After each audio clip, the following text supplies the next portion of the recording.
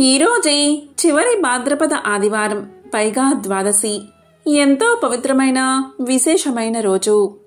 ఈ భాద్రపద ఆదివారం రోజు సూర్య భగవానుడికి సంబంధించిన ఈ కథను విన్నా, చదివినా, చెప్పినా, వినిపించినా జన్మల పాపాలు తొలగి కోటి జన్మల పుణ్యం వస్తుంది. ఆయురారోగ్యాలు కలుగుతాయి, అష్టైశ్వర్యాలు కలుగుతాయి.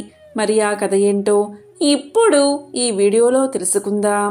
మనకి కనిపించే ప్రత్యక్ష దైవం ఆ సూర్యనారాయణమూర్తి. ఒకరోజు సూర్య భగవానుడికి తనకంటే శక్తివంతుడు ఈ ప్రపంచంలో లేడు, తాను లేకపోతే ఈ ప్రపంచమంతా చీకటిగా మారిపోతుంది అనే గర్వం వచ్చింది. ఆ సమయంలో సూర్యుని కుమారుడైన శనిదేవుడు తన తండ్రైన సూర్య భగవానుడికి నమస్కారం చేసి ఇలా పలుకుతాడు: తండ్రి, ఈ ప్రపంచంలో అందరికంటే శక్తివంతుడు ఒక్క శివుడు మాత్రమే. అతనికంటే శక్తివంతుడు ఈ ప్రపంచంలోనే ఎవరూ లేరని చెబుతాడు. దీంతో ఆ మాటలకు సూర్యుడికి కోపం వచ్చి తన నుంచి వచ్చే వెలుగును ఆపేస్తాడు. దాంతో ప్రపంచమంతా అంధకారంలో మునిగిపోతుంది. అది చూసిన శనిదేవుడు ఒక రుద్రాక్షను తీసుకువచ్చి సూర్యుడి స్థానంలో ఉంచి శివయ్యను ఆరాధించి రుద్రాక్ష నుంచి కాంతి వచ్చేలా చేస్తాడు. ఆ రుద్రాక్ష సూర్యుడి కంటే కాంతివంతంగా ప్రకాశిస్తూ ఉంటుంది. ఇదంతా ఇంద్రుడు గమనిస్తాడు. సూర్యుడు తన విధులను అతిక్రమించాడని సూర్యుడిని చేరుకుని ఇంద్రుడు ఇలా పలుకుతాడు: ఓ సూర్య, నీవు నీ పని సక్రమంగా చెయ్యలేదు, కాబట్టి నీవు ఈ పనికి పనికిరావు అని ఇంద్రలోకం నుంచి వెళ్లి పొమ్మంటాడు. ఇక సూర్యుడు దీనంతటికీ కారణం శివుడే అనే కోపంతో భూలోకానికి వస్తాడు. సూర్యుడు భూలోకంలో అడవిలో మాలి మరియు సుమాలి అనే ఇద్దరు మిత్రులను చూస్తాడు. వారిద్దరూ శివ భక్తులు. వీరు రావణుడికి తాతలు అవుతారు. వీరు శివుడి యొక్క తపస్సు చేసుకుంటూ ఉంటారు. వీరికి ఒక వరముంది. అదేంటి అంటే, ఎవరైతే వీళ్లను చంపాలి అని భావిస్తారో అలాంటి వారిని స్వయంగా శివుడే సంహరిస్తాడు అని. ఇక శివుడి మీద కోపంతో సూర్యుడు వీరిని చంపబోగా ఆ మహాశివుడు ప్రత్యక్షమై తన త్రిశూలంతో సూర్యుణ్ణి హతమారుస్తాడు. దాంతో సూర్యుడు నల్లగా మారిపోతూ ఉంటాడు. సూర్యుడి యొక్క తండ్రి బ్రహ్మ మానసపుత్రుల్లో ఒకడైన కశ్యప మహర్షి. దీంతో కశ్యప మహర్షి శివుడి దరికి చేరి, శివ, నీవు నా కుమారుణ్ణి ఎలా అయితే చంపావో అలాగే నీ కుమారుణ్ణి కూడా నీ చేతులతోనే చంపుతావు అని శాపం ఇస్తాడు. అప్పుడు శివుడు ఇలా పలుకుతాడు: ఓ మహర్షి, శాంతించండి. నేను సూర్యుణ్ణి తాత్కాలికంగా మాత్రమే సంహరించాను, శాశ్వతంగా కాదు. సూర్యుడిలో ఉన్న గర్వాన్ని మాత్రమే నేను అణిచేశాను, అంతేకాని సూర్యుణ్ణి కాదు అని చెప్పి సూర్యుడికి పునర్జన్మను ప్రసాదిస్తాడు శివుడు. ఆ తరువాత సూర్యుడు తన తప్పులను తెలుసుకుని శివుణ్ణి క్షమించమని వేడుకుంటాడు. తన ప్రకాశాన్ని సృష్టికి అందిస్తూ ఉంటాడు సూర్యుడు. ఈ విధంగా సూర్యుడి గర్వాన్ని అణచి సృష్టి కార్యం చేసేలా ఆ మహాశివుడు చేశాడు. అలాగే సూర్య భగవానుడి మహిమను తెలిపే ఒక అద్భుతమైన కథను ఇప్పుడు తెలుసుకుందాం. పూర్వకాలంలో ఒక ముసలావిడ ఉండేది. ఈమె సూర్య భగవానుడి భక్తురాలు. ఈమె ప్రతి ఆదివారం పొద్దున్నే లేచి స్నానం చేసి గోవు పేడ తెచ్చి వాకిలి అలికి పూజ చేసి సూర్యుడికి ప్రసాదం పెట్టి ఆమె ఒక్కపూట మాత్రమే అన్నం తినేది. ప్రతి ఆదివారము ఇలాగే చేసేది. సూర్యదేవుడి కృపతో ఆమె ఇంట్లో ఏ సమస్య లేకుండా సుఖ సంతోషాలతో ధనధాన్యాలతో సుఖంగా ఉండేది. కాని ఈమె పక్కింటి ఆవిడకు ఈమెను చూస్తే చాలా ఈర్ష్య కలిగేది. ముసలావిడ రోజు పక్కింట్లో కట్టేసి ఉన్న గోవు పేడను తెచ్చి వాకిలి అలికేది. తెల్లవారుజామునే లేచి ఆవు పేడతో నీళ్లు చల్లి బియ్యపిండితో ముగ్గులు వేసేది. స్నానం చేసి శుచిగా దేవుణ్ణి పూజించేది.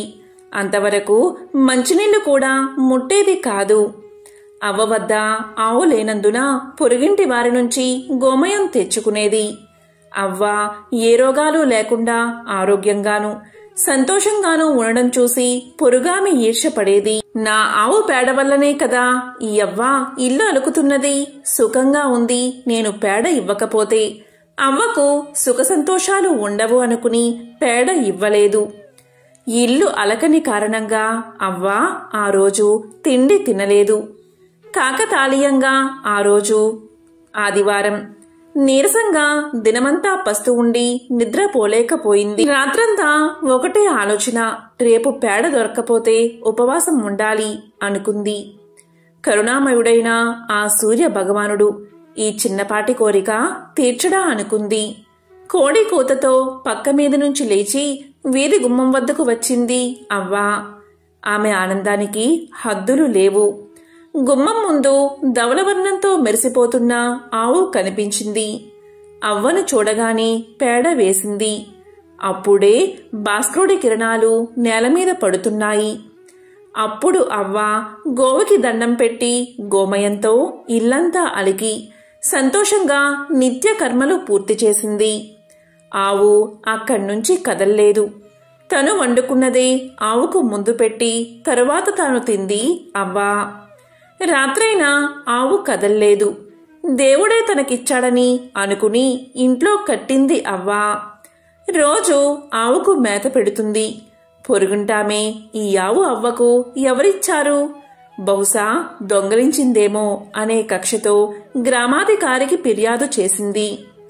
గ్రామాధికారి మనుషులు వచ్చి నువ్వు దొంగవు అని నేరం మోపి ఆవును తోలికెళ్లిపోయారు. ఆ రాత్రి ఆమె దేవుణ్ణి తలుచుకుంటూనే గడిపింది. అదే రాత్రి సూర్య భగవానుడు గ్రామాధికారికి కలలో కనిపించి ఆ అవ్వ దొంగ కాదు, ఆవును నేనే ఇచ్చాను. తెల్లవారక మునిపే ఆవును తిరిగి ఆమెకిచ్చి పరిహారంగా 10 రోకలివ్వి అని ఆజ్ఞాపించాడు.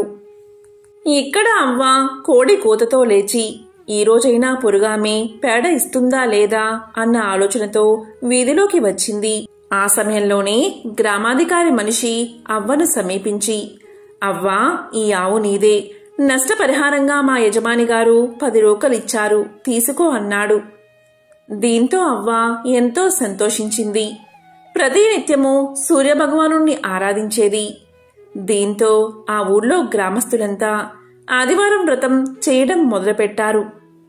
ఎంతో పవిత్రమైన విశేషమైన ఈ కథను విన్నా, చదివినా, చెప్పినా, వినిపించినా జన్మల పాపాలు తొలగి కోటి జన్మల పుణ్యం వస్తుంది. మహాభారతం అనగానే చాలామందికి కౌరవులకు పాండవులకు మధ్య జరిగిన ఘర్షణ కురుక్షేత్రంలో వినిపించిన భగవద్గీతో గుర్తుకు వస్తాయి. కానీ మహాభారతంలోని ప్రతి పర్యంలోనూ అద్భుతమైన నీతిని అందించే కథలు ఎన్నో ఉన్నాయి. ముఖ్యంగా కురుక్షేత్ర సంగ్రామం ముగిసిన తరువాత శాంతి పర్వం అనే అధ్యాయంలో రాజనీతి, గృహస్థు ధర్మం, వ్యక్తిత్వం వంటి అనేక అంశాల మీద కథలు మనకు కనిపిస్తాయి. అంపశయ్య మీద ఉన్న భీష్ముడు ధర్మరాజుకు చేసిన ఈ ఉపదేశాలు ప్రతి ఒక్కరికి ఉపయుక్తంగా ఉంటాయి. వాటిలో ఒక ముఖ్యమైన కథే ఈ వేటగాడు పావురాళ్ల కథ. పూర్వకాలంలో ఒక బోయవాడు అడవిలోని పక్షుల మీద ఆధారపడి జీవనం సాగించేవాడు. నిత్యము ఆ బోయవాడు అడవికి వెళ్తూ అక్కడ పక్షుల కోసం వల వేసేవాడు. తన వలలో చిక్కిన పక్షులు కొన్నిటితో తన కడుపు నింపుకుని మిగతా వాటిని అమ్ముకుని నిబ్బరంగా రోజులు గడిపేసేవాడు. అలాంటి ఒక రోజున వేటగాడు ఎప్పటిలాగే వల పన్నాడు. ఆ వలలో కావాల్సినన్ని పక్షులు చిక్కుకున్నాయి. ఇక వాటిని తీసుకుని ఇంటికి బయలుదేరదామనేలోగా తీవ్రమైన గాలివాన మొదలైనది. ఒక పక్క వర్షం, దానికి తోడు గజగజ వణికించేస్తున్న చలి. ఆ చలిలో తడిసి ముద్దైపోతూ వేటగాడు ఒక పెద్ద చెట్టు కింద నిలబడి ఉన్నాడు. వేటగాడు నిలబడిన చెట్టు మీద ఒక పావురాల జంట నివసిస్తుంది. ఆ రోజు ఉదయం వేటకని బయలుదేరిన ఆడపావురం ఇంకా గూటికి చేరుకోనేలేదు. ఇంకా తిరిగి రాని తన భార్య గురించి గూటిలోని మగపావురం తపించపోసాగింది. ఇంత చీకట్లో ఇంతింతగా ముంచుకొస్తున్న వర్షంలో రక్తం గడ్డగట్టుకుపోయే చలిలో తన భార్య ఏ కష్టం పడుతుందో అని మగపావురం తల్లడిల్లిపోతుంది. తన భార్య లేని జీవితం వృధా కదా అని వేదన పడుతుంది. ఇంతకీ ఈ ఆడపావురం ఎక్కడో లేదు. చెట్టు కింద నిలబడి ఉన్న వేటగాడి వలలో మిగతా పక్షులతో పాటు అది కూడా చిక్కుకుని ఉంది. వేటగాడి వల్లో ఉన్న ఆడపావురం భర్త వేదన్ని విన్నది. వెంటనే ఇలా పలికింది, నేను ఇక్కడే ఉన్నాను. నువ్వు నా కోసం పడుతున్న తపన చూసి నాకు చాలా సంతోషంగా ఉంది. కాని ఏం చేస్తాం, విధిరాతను తప్పించలేం కదా. కాని ఇదిగో ఈ చెట్టు కింద ఉన్న వేటగాడు ప్రస్తుతం మన అతిథి. అతనికి ఏ లోటు రాకుండా చూసుకోవడం మన బాధ్యత అని మగపావురంతో పలికింది. భార్య మాటలు విన్న పావురం కిందకి చూసింది. అక్కడ నిజంగానే ఒక వేటగాడు గజగజా వణికిపోతూ కనిపించాడు. అప్పుడు మగపావురం ఇలా పలికింది. వేటగాడి దగ్గరికి వెళ్లి ఇలా చెప్పింది, అయ్యా, నా భార్య చెప్పిన మాట నిజమే. మీరు ఇవాళ మా అతిథి. మీకేం కావాలో సెలవియ్యండి అని అడిగింది. పావురం మాటలకు వేటగాడు దీనంగా ఇలా పలికాడు, నేను ఈ చలిబాధను తట్టుకోలేకపోతున్నాను. దయచేసి ఈ మాయదారి చెడు నుంచి నా ప్రాణాలు కాపాడే ఉపాయం ఏదైనా చూడు అంటూ వేడుకున్నాడు. వెంటనే పావురం కొన్ని చితుకులు ఏరుకు వచ్చి వేటగాడి దగ్గర మంట వేసింది. ఆ మంటలో చలిని కాచుకున్న వేటగాడికి చలైతే తగ్గింది కాని ఆకలి మొదలైనది. వేటగాడి బాధను గ్రహించిన మగపావురం ఇలా పలికింది, అయ్యా, మీ మనుషుల్లాగా మా దగ్గర ఆహారం నిలవ ఉండదు కదా. పైగా మీకు ఎలాగూ పక్షులను తినే అలవాటు ఉంది. కాబట్టి నన్నే ఆహారంగా స్వీకరించండి అంటూ ఆ చలి మంటలోకి ఒక్కసారిగా దూకింది. పావురం చేసిన పనికి వేటగాడికి మతిపోయినంత పనైనది. ఇన్నాళ్ళు తను చేస్తున్న పని ఎంత పాపమో కదా అనిపించింది. వెంటనే తన వల్లో ఉన్న పక్షులన్నిటినీ వదిలేశాడు. అందులోంచి బయటపడిన ఆడపావురం మాత్రం తన స్వేచ్ఛకు సంతోషించలేదు సరికదా. తన భర్త లేని జీవితం ఎందుకంటూ అది కూడా మంటల్లో పడి మరణించింది. ఆ పావురపు జంట చూపిన ఔదార్యానికి వేటగాడు చలించిపోయాడు. విరాగిగా మారిపోయాడు. ఇది కథ. ఇప్పుడు కాలం మారింది. కలిధర్మం ప్రవేశించింది. ఎదుటివాడి ఆకలిని తీర్చేందుకు ప్రాణాలను అర్పించడం సాధ్యం కాకపోవచ్చు. కాని ఇంటి ముంగిట నిలిచిన అతిథి బాగోగులను గమనించుకుని తీరాలన్న శాశ్వత నీతిని మాత్రం కాదనలేం. శత్రువైనా సరే బాధలో మన ముందుకి వచ్చిన వాడికి మనకు తోచిన సాయం చెయ్యాలన్న ధర్మాన్ని కొట్టి పారేయలేం. ద్వాదశి రోజు తప్పకుండా ఈ కథను విన్నవారికి శ్రీ మహావిష్ణువు యొక్క సంపూర్ణ అనుగ్రహం లభిస్తుందట. మరి ఆ కథ ఏంటో ఇప్పుడు తెలుసుకుందాం. ప్రహ్లాద వరద గోవింద గోవింద, అంబరీష వరద గోవింద గోవింద అని మనం వింటూ ఉంటాం. ప్రహ్లాదుడులాగే అంబరీషుడు కూడా గొప్ప విష్ణు భక్తుడు. ఈ కథ భాగవత పురాణంలోనిది. అంబరీషుడు ఇక్ష్వాకు వంశానికి చెందిన మహారాజు. రాజర్షిగా పేరు పొందాడు. ఇతను అభాగుని కుమారుడు. సద్గుణ శ్రేష్ఠుడైన ఈ అంబరీషుడు నిరంతరం విష్ణు సేవా తత్పరుడై అశ్రద్ధ అలసత్వము లేకుండా ఈ భూమిని పరిపాలించాడు. ఈయన సుగుణాల గురించి, భక్తి మహిమ గురించి భాగవతంలో నవమ స్కందంలో వ్యాస భగవానులు వివరించారు.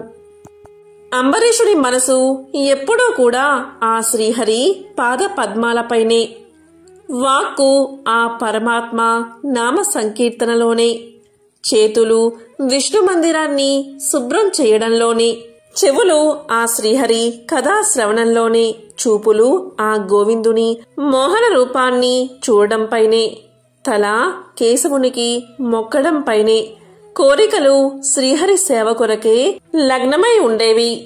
ఒక సంవత్సరం ఆ అంబరీష మహారాజు భార్యతో కలిసి ద్వాదశి వ్రతాన్ని చెయ్యదలిచాడు. ఈ వ్రతంలో ఏకాదశి నాడు ఉపవాసాన్ని ప్రారంభించి 1 సంవత్సరం పాటు దీక్షలో ఉండి ద్వాదశి ప్రారంభంలో దీక్ష విరమించి తరువాత తన ప్రజలందరికీ అన్నదానం చెయ్యాలి.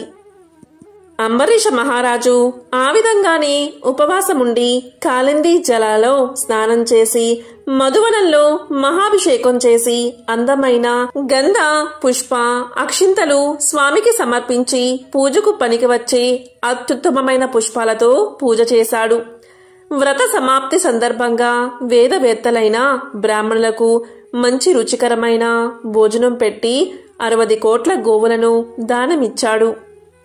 అంబరీష మహారాజు దానాలు చెయ్యడం ముగిశాక తాను పారణ అంటే ఉపవాస విరమణ చెయ్యబోతూ ఉండగా తేజోమయుడు, వేదాలను విశ్లేషించగలిగినవాడు, ఉత్తమ తపశ్శక్తి సంపన్నుడు, ప్రకాశవంతుడైన దూర్వాసుడు అక్కడికి వచ్చాడు. అంబరీషుడు ఆ మునికి ఆసనమిచ్చి పాదాలు కడిగి పూజించి యోగక్షేమాలు అడిగి భోజనం చెయ్యమని నమస్కారం చేశాడు.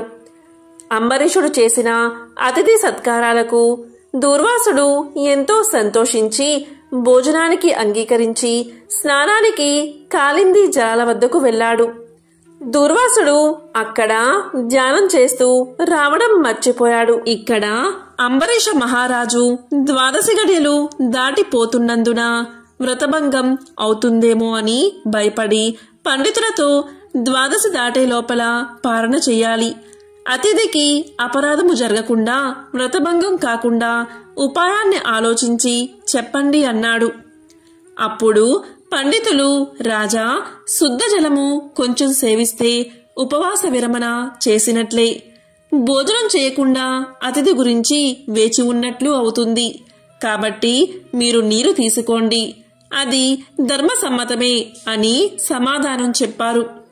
అంబరీషుడు పండితులు చెప్పినట్లే నీరు తీసుకుని దూర్వాసుని కోసం ఎదురు చూశాడు.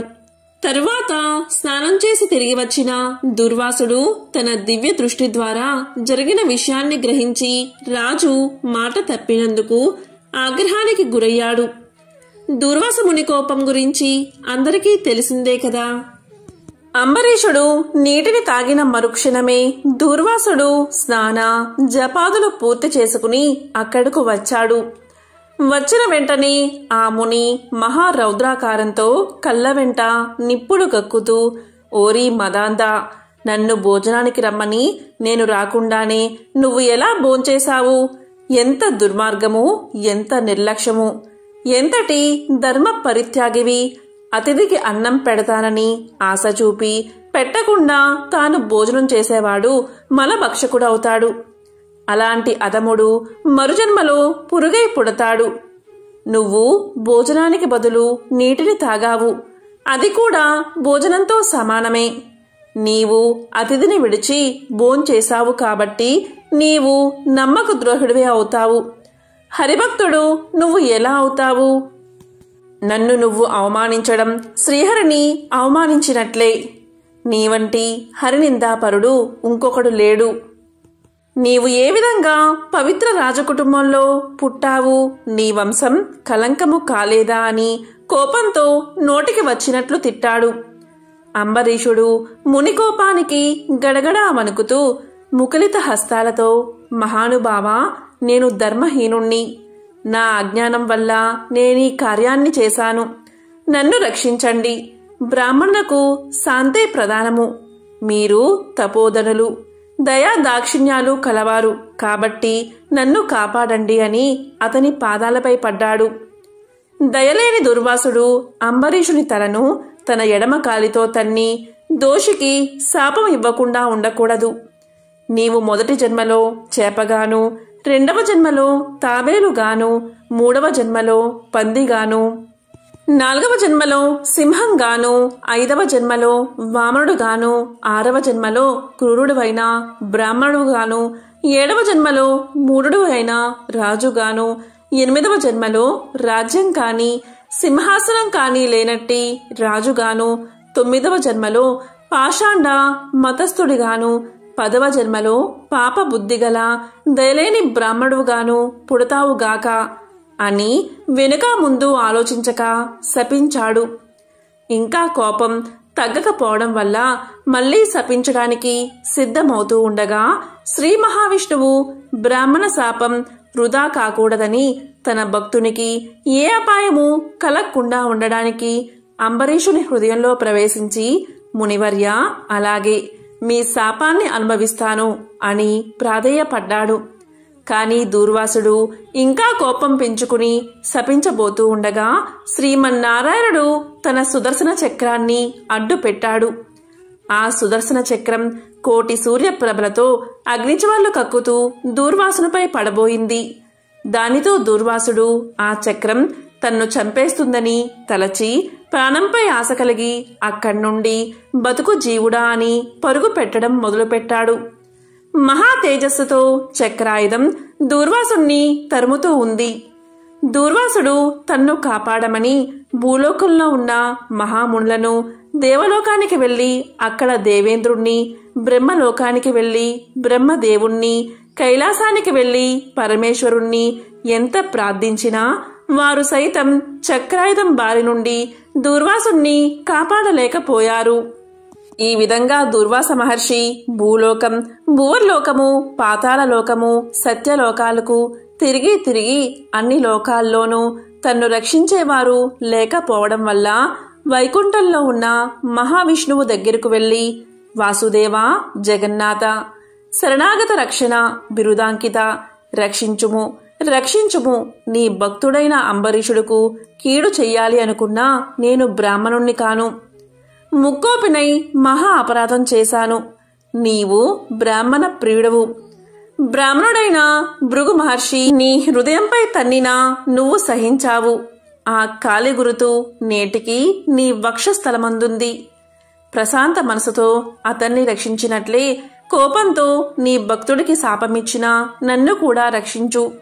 శ్రీహరి, నీ చక్రాయుధము నన్ను చంపడానికి వస్తుంది అని దూర్వాసుడు శ్రీమన్నారాయణుణ్ణి పరిపరి విధాలా ప్రార్థించాడు.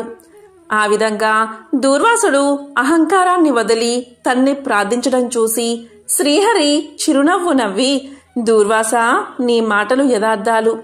నీ వంటి తపోధనులు నాకు అత్యంత ప్రియులు. నీవు బ్రహ్మ రూపంలో పుట్టిన రుద్రుడవు. నిన్ను చూసిన వారు 3 లోకాలయందు భయపడకుండా ఉంటారా? నేను త్రికరణులచే బ్రాహ్మణులకు మాత్రం ఎట్టి హింస కలిగించను. ప్రతి యుగంలోనూ గో, దేవ, బ్రాహ్మణ, సాధు జనంబులకు సంభవించే ఆపదలను పోగొట్టడానికి ఆయా పరిస్థితులకు తగిన రూపం ధరించి దుష్ట శిక్షణ, శిష్ట రక్షణ చేస్తాను. నీవు అకారణంగా అంబరీషుణ్ణి శపించావు. నేను శత్రువుకైనా మనోవాక్కాలయందు కూడా కీడు తలపెట్టను. నా భక్తుడైన అంబరీషుడు ధర్మయుక్తంగా ప్రజాపాలన చేస్తూ ఉన్నాడు. కాని అతన్ని అనేక విధాలా నీవు దూషించావు. నీ ఎడమ పాదంతో తన్నావు. అతని ఇంటికి నీవు అతిథివై వచ్చి కూడా వేలకు రాని ఎడల 12 గడియలు దాటకుండా భోంచెయ్యమని అంబరీషునకు చెప్పలేకపోయావు. అతను వ్రత భంగానికి భయపడి నీ రాకకై చూసి చూసి నీటిని మాత్రమే తాగాడు. అంతకంటే అతను అపరాధం ఏం చేశాడు? చాతుర్వర్ణాల వారికి భోజన నిషిద్ధ సమయాల్లో కూడా నీటిని తాగి దాహశాంతిని తీర్చుకోవచ్చు. జలపానం చేసినంత మాత్రానే నా భక్తుడైన అంబరీషుణ్ణి నువ్వు దూషించి శపించావు. అతను వ్రతభంగానికి భయపడి జలపానం చేశాడు కాని నిన్ను అవమానించడానికి చెయ్యలేదే. నువ్వు కోపగించుకున్నా, మండిపడుతున్నా అతను బతిమాలి నిన్ను శాంతింప చెయ్యాలని చూశాడు. ఎంత బతిమాలినా నీవు శాంతించలేకపోవడం వల్ల నన్ను శరణు వేడుకున్నాడు. నేనప్పుడు రాజు హృదయంలో ప్రవేశించాను. నీ శాపఫలము 10 జన్మల్లో అనుభవిస్తానని పలికిన వాడిని నేనే. అతను నీ వల్ల భయంతో నన్ను శరణు వేడుకున్నాడు. కాని అతని దేహం అతను తెలుసుకునే స్థితిలో లేడు. నీ శాపాన్ని అతను వినలేదు. అంబరీషుడు నా భక్త కోటిలో శ్రేష్ఠుడు, నిరపరాధి, దయాశాలి, ధర్మ తత్పరుడు. అటువంటి వాడిని అకారణంగా దూషించావు. అతన్ని నిష్కారణంగా శపించావు. ఆ శాపాన్ని లోకోపకారానికై నేనే అనుభవిస్తాను. అది ఎలా అంటే, నీ శాపంలోనిది మొదటి జన్మ మత్స్య జన్మ. నేనీ కల్పంలో మనువును రక్షించడానికి సోమకుడు అనే రాక్షసుణ్ణి చంపడానికి మత్స్య రూపం ఎత్తుతాను. మరికొంత కాలానికి దేవదానవులు క్షీరసాగరాన్ని మదించడానికి మందర పర్వతాన్ని కవ్వంగా చేస్తారు. ఆ పర్వతాన్ని నీటిలో మునగకుండా కూర్మ రూపంలో నా వీపున మోస్తాను. వరహ జన్మ ఎత్తి హిరణ్యాక్షుణ్ణి వధిస్తాను. నరసింహ జన్మ ఎత్తి హిరణ్యకశిపుణ్ణి చంపి ప్రహ్లాదుణ్ణి రక్షిస్తాను. బలిచే స్వర్గం నుండి పారద్రోలబడిన ఇంద్రునకు తిరిగి స్వర్గాన్ని అప్పగించడానికి వామన రూపమెత్తి బలిచక్రవర్తిని పాతాళ లోకానికి తొక్కి వేస్తాను. భూభారం తగ్గించడానికి క్షత్రియులను చంప బ్రాహ్మణ్ణై జన్మించి భూభారాన్ని తగ్గిస్తాను. లోక కంటకుడైన రావణుణ్ణి చంపి లోకోపకారం చేయడానికి రఘువంశమున రాముణ్ణై జన్మిస్తాను. తర్వాత యదువంశమున శ్రీకృష్ణుడిగాను, కలియుగమున బుద్ధుడుగాను, కలియుగాంతమున విష్ణు చిత్తుడు అనే బ్రాహ్మణుడి ఇంట కల్కి అనే పేరుతో జన్మించి అశ్వాన్ని అధిరోహించి తిరుగుతూ బ్రహ్మద్వేషులందరినీ మట్టు పెడతాను. నీవు అంబరీషునకు శాప రూపంలో ఇచ్చిన 10 జన్మలను ఈ విధంగా పూర్తి చేస్తాను. ఎవరైతే నా దశావతారాలను సదా స్మరిస్తారో అలాంటి వారి సమస్త పాపాలను హరింపచేసి వైకుంఠ ప్రాప్తిని నొసంగుతాను. ఇది ముమ్మాటికి తథ్యము అని విష్ణు భగవానుడు దూర్వాసుడికి తెలియచేశాడు. ఓ దూర్వాస మహర్షి, అంబరీషుడు నీ గురించి ఆలోచిస్తూ గొప్ప తపస్సాలి విప్రోత్తముడు అయిన దుర్వాసుడు నా మూలంగా ప్రాణ సంకటం పొందుతున్నాడు. అయ్యో, నేను బ్రాహ్మణ హంతకుడు అయ్యానే అని ఎంతో బాధపడుతున్నాడు.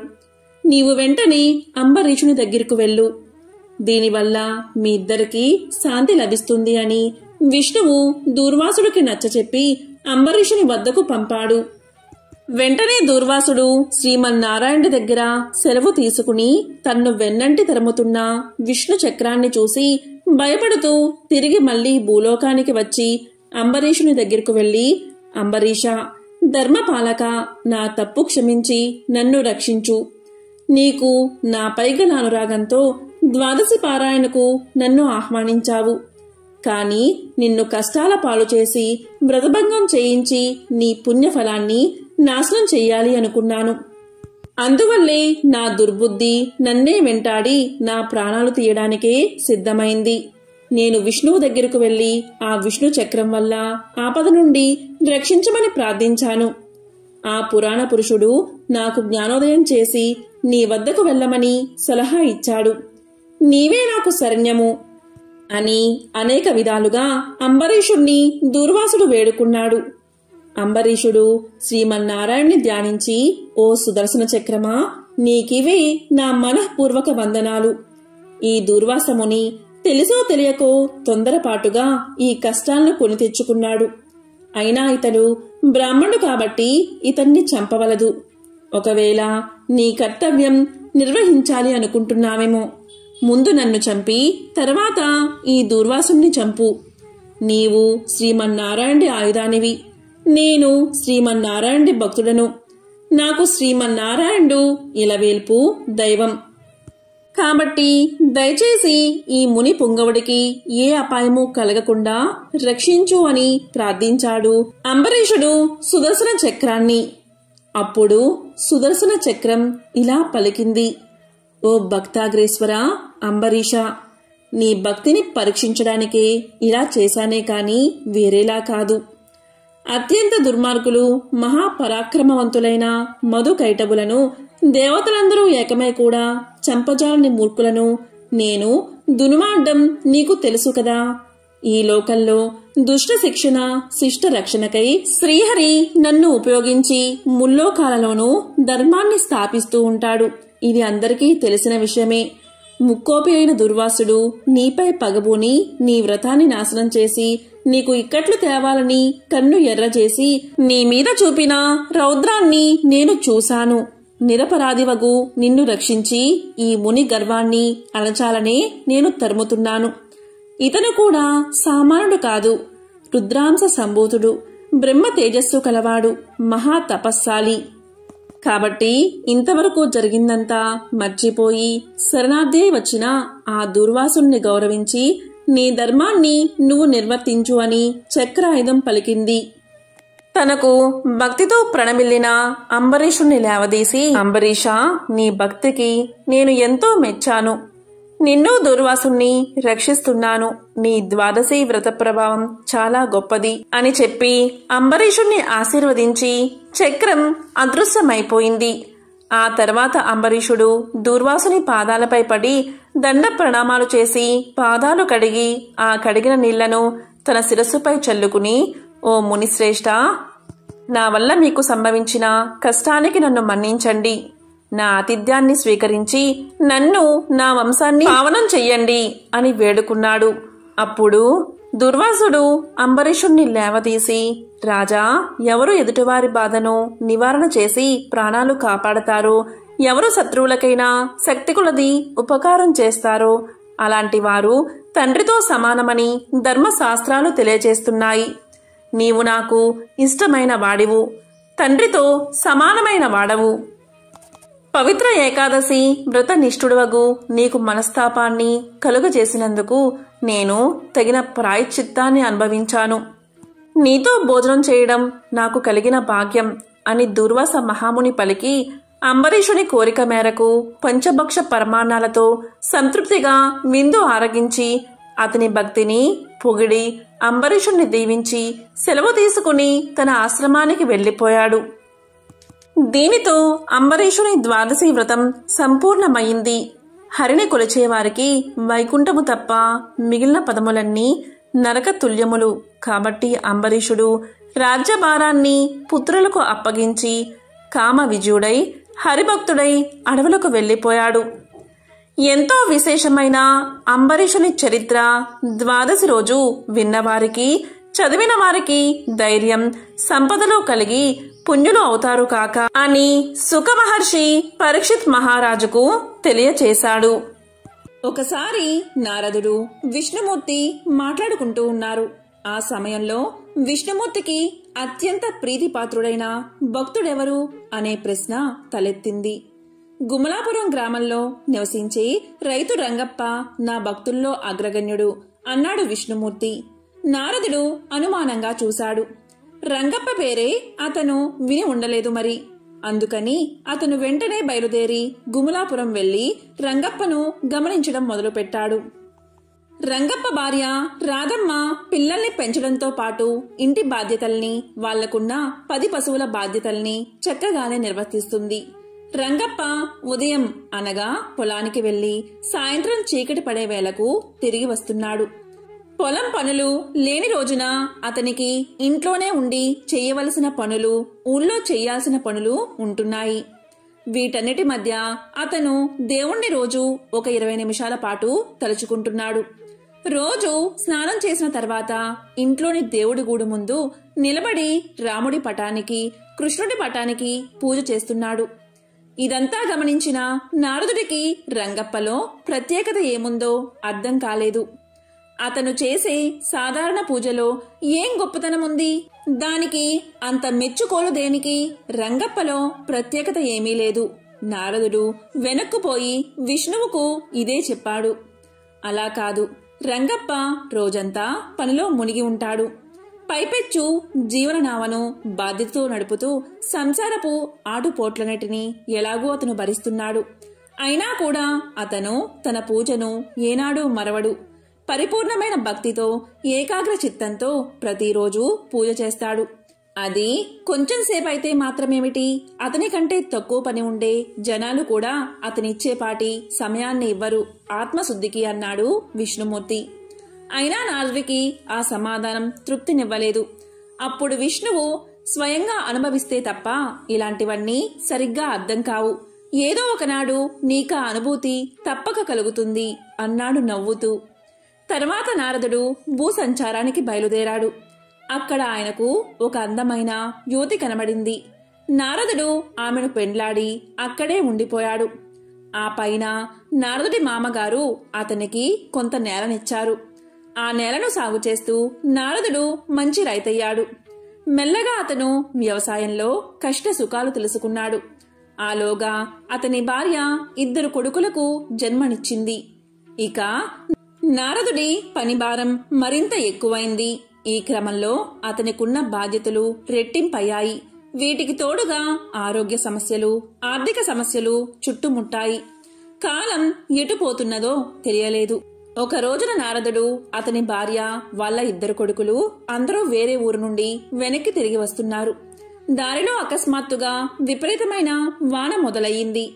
ఒళ్ళు తడిసి తడిసి ఊరి చివరనున్న వాగుడు చేరుకునేసరికి మామూలుగా నీళ్లంటూ ఉండని ఆ వాగు ఇప్పుడు మహా ఉధృతంగా ప్రవహిస్తుంది. వాళ్ళ నలుగురు వాగు ఒడ్డున కొంతసేపు వేచి చూశారు. కాని ప్రవాహం తగ్గేటట్లు లేదు. ఇంట్లో పరిస్థితి ఎలా ఉన్నదో ఏమో. కొన్ని గంటలు అలాగే వేచి చూసిన మీదట నారదుడు ఇక ఆగలేకపోయాడు. 2 కొడుకుల్ని భుజాలకెత్తుకున్నాడు. భార్యను తన వెనకాలే నడవమన్నాడు. జాగ్రత్తగా వాగులోకి దిగి నడవడం మొదలుపెట్టాడు. ఇంకా వాగు నడుమకు చేరుకున్నాడో లేదో కాళ్లకు ఏదో చుట్టుకున్నట్లై బోర్లా పడిపోయాడు. పిల్లలిద్దరూ క్షణకాలంలో కనుమరుగయ్యారు. నీళ్లలో పడి కొట్టుకుపోయారు. అదే సమయంలో పట్టు తప్పిన సుధ జారి నీళ్లలో పడింది. నారదుడు అరుస్తూ చెయ్యి అందించేలోగా ఆమె కూడా ప్రవాహంలో కొట్టుకుపోయింది. నారదుడొక్కడే అతి కష్టం మీద ఒడ్డు చేరుకోగలిగాడు. దుఃఖంతో నిస్పృహతో అతని గుండెలు అవసిపోయాయి. అయ్యో భగవంతుడా, ఏమిటి విపరీతం అని బిగ్గరగా ఏడ్చాడు. ఆ క్షణంలో విష్ణు ప్రత్యక్షమై నారదుణ్ణి తట్టి లేపాడు. మాయకులోనై తాను సంసార సాగరంలో ఎలా ఈదులాడింది గుర్తుకు వచ్చి ఒక్కసారిగా సిగ్గుపడ్డాడు నారదుడు. ఆ వలయంలో చిక్కుకుని తను ఒక్కసారి కూడా భగవంతుణ్ణి స్మరించలేదని కూడా గుర్తుకు వచ్చింది నారదుడికి. రంగప్ప నిజంగానే గొప్ప భక్తుడు అని అట్లా అనుభవపూర్వకంగా గ్రహించిన నారదుడు సంశయరహితుడై విష్ణుమూర్తి ముందు సాగిలపడ్డాడు. ఎంతో పవిత్రమైన ఈ కథలను విన్నవారికి, చదివిన వారికి లక్ష్మీనారాయణల, శివపార్వతుల ఆశీస్సులు కలిగి సకల శుభాలు కలుగుతాయి. ఓం నమో నారాయణాయ. ఓం నమః శివాయ. ఓం శ్రీ మాత్రే నమః.